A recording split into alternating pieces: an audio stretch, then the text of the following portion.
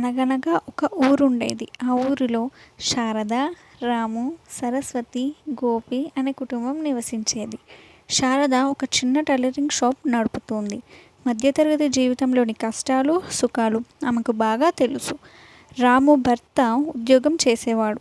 కానీ కొంతకాలానికి తన అనారోగ్యం కారణంగా ఇంటికే పరిమితం అయ్యాడు. ఇంటి బాధ్యత మొత్తం శారద భుజాలపైనే పడింది. వారికి 2 పిల్లలు, అబ్బాయి గోపి, అమ్మాయి సరస్వతి. అబ్బాయి గోపి చురుకుగా ఉండేవాడు, కానీ చదువు మీద మనసు పెట్టేవాడు కాదు. అమ్మాయి సరస్వతి మాత్రం చదువులో మేటి. కష్టపడి చదువుకొని డాక్టర్ కావాలని కలలు కనేది. కానీ వారి ఆర్థిక పరిస్థితుల్లో ఆమె కలలకు అడ్డంకిగా ఉండేది.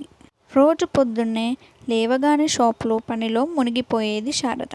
కస్టమర్లకు కావలసిన డిజైన్లు చూసి బట్టలు కుట్టేది. మధ్య